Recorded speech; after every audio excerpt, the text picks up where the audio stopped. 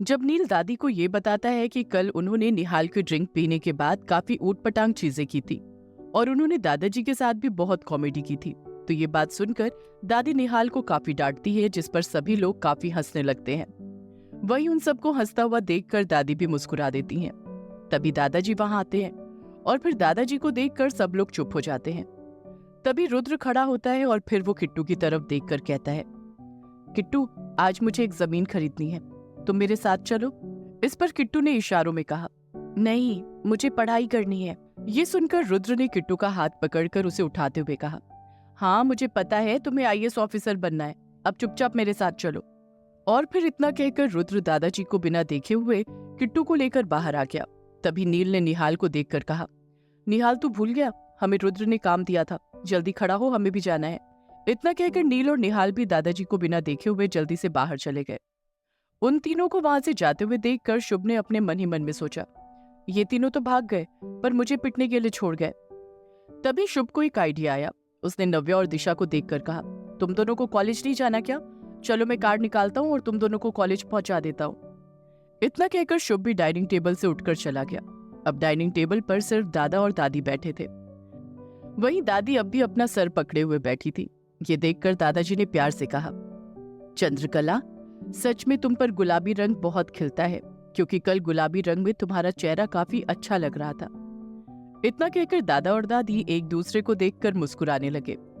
वहीं उधर नील, निहाल, रुद्र और बाकी सभी लोग छुपकर दादा दादी की बातें सुन रहे थे और फिर दादाजी की बात को दोहराते हुए वे सभी एक साथ बोले, चंद्रकला, सच में तुम पर गुलाबी रंग बहुत खिलता है।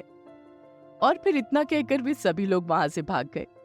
वहीं उनकी बातें सुनकर दादा दादी एक दूसरे को देखकर हंसने लगे।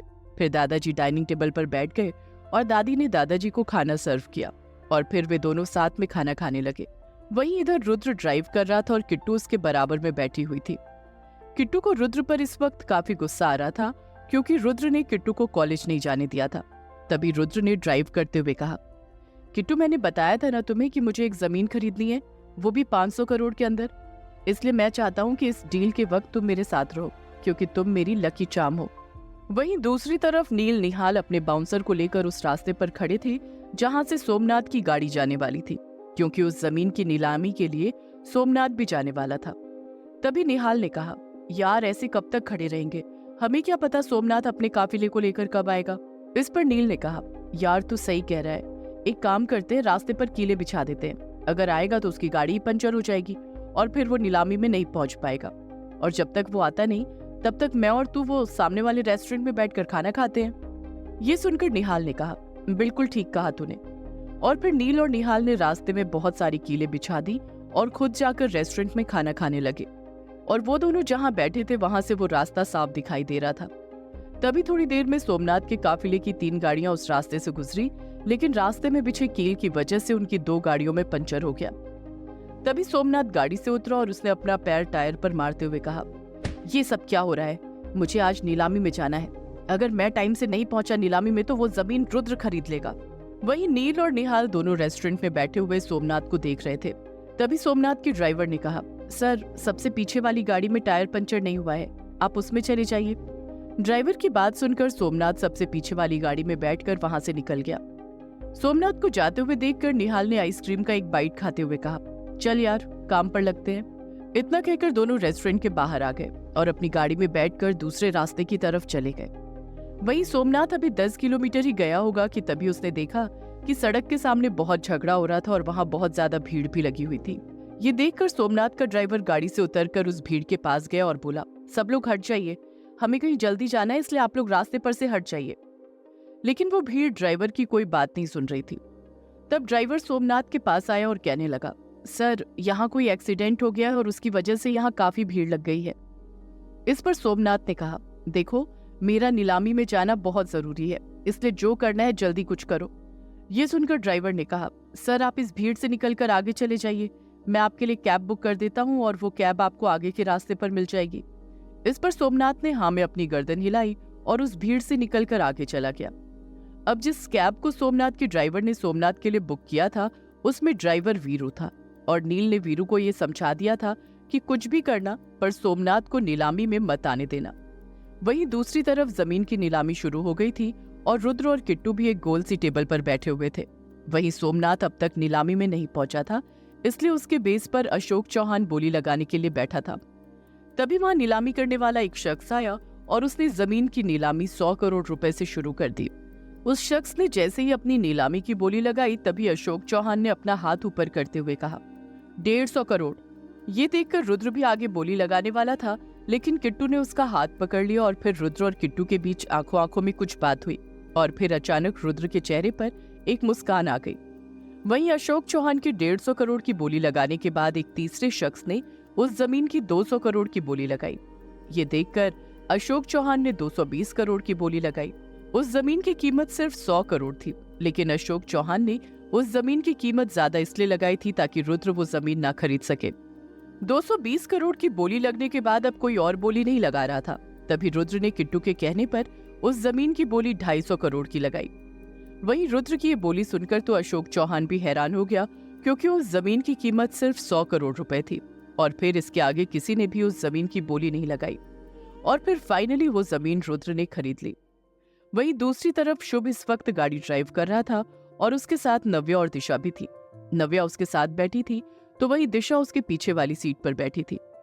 शुभ ड्राइव करता हुआ गाड़ी के फ्रंट मिरर से दिशा को भी देख रहा था। दिशा ने आज व्हाइट कलर का अनारकली सूट पहना था और उस पर जयपुरी दुपट्टा लिया हुआ था, जिसमें वो बहुत खूबसूरत लग रही थी, जिससे शुभ की नजर दिशा से हट ही नहीं रही थी। तभी शुभ ने मन ही मन में खुद से कहा, यार ये लड़की व्हाइट क्यों पहनती है, इसका व्हाइट पहनना बंद करवाना पड़ेगा, वरना ये मुझे पागल करके छोड़ेगी।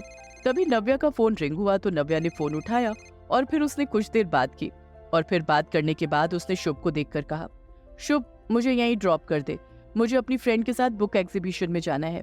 ये सुनकर शुभ ने गाड़ी साइड में रोक दी और फिर नव्या गाड़ी से उतरने लगी। नव्या को अचानक गाड़ी से उतरते हुए देखकर दिशा ने घबराते हुए कहा, दी मैं आपके बिना कॉलेज नहीं जाऊंगी, मैं बिल्कुल अकेली नहीं जाऊंगी, मुझे डर लगता है। तब नव्या ने कहा, दिशा तुम अकेली थोड़ी हो, शुभ है ना, शुभ तुम्हें ड्रॉप कर देगा, फिर शाम को लेने भी आ जाएगा। इस पर दिशा ने कहा, नहीं दी, मुझे शुभ जी से भी बहुत डर लगता है, प्लीज दी मुझे शुभ जी के साथ अकेला छोड़कर मत जाइए, ये मुझे फिर से रास्ते में कहीं छोड़ देंगे। ये सुनकर शुभ ने हैरानी से पीछे मुड़कर दिशा को देखा तो दिशा की आंखें इस वक्त नम हो चुकी थी। तभी शुभ ने थोड़ा सख्ती से कहा, यार तुम्हारी प्रॉब्लम क्या है, तुम्हें मैं पागल नजर आता हूँ जो हर बार तुम्हारे साथ ऐसा करूंगा? मैं तुम्हें कहीं नहीं छोड़ने वाला, समझी तुम? और फिर शुभ ने नव्या को देखा और कहा, तुम जाओ, मैं इसे कॉलेज ड्रॉप कर दूंगा। ये सुनकर नव्या वहां से चली गई। तब शुभ ने दिशा को आगे बैठने के लिए कहा, लेकिन दिशा ने गर्दन झुकाकर ना में अपनी गर्दन हिला दी। तब शुभ ने फिर कहा, प्लीज दिशा आगे आकर बैठो, लेकिन दिशा ने अब भी ना में अपनी गर्दन हिला दी। ये देखकर शुभ ने थोड़ा सख्ती से कहा, ठीक है, तुमने मेरा लैपटॉप तोड़ा था ना, मुझे उसके पैसे दे दो, फिर जो मन में आए वो करना। शुभ बात बात पर दिशा को लैपटॉप की धमकी देने लगा और ना चाहते हुए भी दिशा शुभ की बात मानने लगी और फिर दिशा चुपचाप आगे आकर बैठ गई। तब शुभ ने ड्राइव करते हुए कहा, देखो दिशा, मैंने जो पहले किया मैं उसके लिए माफी चाहता हूँ, इसका मतलब ये नहीं है कि मैं हर बार तुम्हारे साथ वही सब करूंगा। अच्छा चलो हम नई शुरुआत करते हैं, मैं और तुम लंच पर चलते हैं, आज तुम भी कॉलेज मत जाओ। ये सुनकर दिशा ने थोड़ा घबराते हुए हिम्मत करके कहा, नहीं मुझे कॉलेज जाना है। ये सुनकर शुभ ने कहा, ठीक है जैसी तुम्हारी मर्जी। और फिर शुभ ने दिशा को कॉलेज ड्रॉप कर दिया। दिशा जब कॉलेज में गई तो कुछ लड़कों ने उसे देखकर कहा, यार आज तो ये अकेली आई है, चल इसके साथ थोड़ी मस्ती करते हैं, वैसे भी क्लास की डरपोक लड़की तो यही है। और फिर ये कहकर उन तीनों लड़कों में से एक लड़के ने दिशा का रास्ता रोककर कहा, क्या हुआ दिशा, आज तुम्हारी वो बॉडीगार्ड दीदी नहीं आई? तभी दूसरे ने कहा, तुम इतना डरती क्यों हो, कोई तुम्हें खा नहीं जाएगा? तभी तीसरे ने कहा, आज तुम अकेली आई हो तो चलो हमारे साथ मूवी देखने। उन तीनों की बात सुनकर दिशा को रोना आ गया और वो रोने लगी, लेकिन उसके मुंह से डर के मारे आवाज ही नहीं निकल रही थी और वो चुपचाप सहमी हुई सी खड़ी थी। तभी एक लड़के ने कहा, ये तुम अपनी ड्रेस कहाँ से सेलेक्ट करती हो, बहुत प्यारी लग रही है, क्या तुम्हारा दुपट्टा छूकर देख लूं? इतना कहकर वो लड़का दिशा के दुपट्टे को हाथ लगाने लगा, लेकिन वो दिशा का दुपट्टा छुपाता उससे पहले ही शुभ ने उसका हाथ पकड़ लिया और फिर शुभ ने उस लड़के का हाथ मरोड़ कर कहा, दुपट्टा छूने का तुझे बहुत शौक है, अभी बताऊं तुझे कि लड़कियों से कैसे बात की जाती है? शुभ की बात सुनकर उन लड़कों की सिट्टी पिट्टी गुम हो गई। तभी शुभ ने आगे कहा, तुम तीनों भूल गए कि नव्या मेरी बहन है और ये मेरी फ्रेंड, और किट्टू मेरी भाभी है। अगर इन तीनों को कुछ भी हुआ तो तुम्हें दौड़ा दौड़ा कर मारूंगा, समझे तुम तीनों। वे लड़के अब बहुत ज्यादा घबरा गए थे। तभी शुभ ने अपनी बाजू को फोल्ड करते हुए कहा, जल्दी बताओ, पिटकर मानोगे या मानकर पिटोगे। ये सुनकर उन तीनों ने एक साथ शुभ के पैर पकड़कर कहा, सर हम मान गए, हम समझ गए, हम इन तीनों लड़कियों से अब दूर रहेंगे और कभी भूल कर भी इनको परेशान नहीं करेंगे। इस पर शुभ ने एटीट्यूड के साथ कहा, तुम तीनों ही दूर नहीं रहोगे, बल्कि ये ध्यान भी रखोगे कि इन तीनों को कोई परेशान न करे, वरना तुम जानते नहीं हो शुभ प्रताप सिंह को। ये सुनकर उन तीनों ने हाथ जोड़कर कहा, हाँ हाँ हम समझ गए। इस पर शुभ ने उन्हें जाने का इशारा किया तो वो तीनों वहां से भाग गए। तब शुभ ने दिशा की तरफ देखा जो अब भी रो रही थी। शुभ ने कहा, दिशा आज रहने दो, तुम्हें घर छोड़ देता हूँ, कल नव्या के साथ कॉलेज आ जाना। ये सुनकर दिशा ने हाँ में अपनी गर्दन हिला दी। क्या शुभ और दिशा के प्यार की शुरुआत हो रही है? क्या सोमनाथ नीलामी पर टाइम से पहुंच पाएगा? क्या प्रताप हाउस की खुशियां ऐसे ही बरकरार रहेंगी? जानने के लिए सुनते रहिए ये कहानी सिर्फ पॉकेट एफएम पर।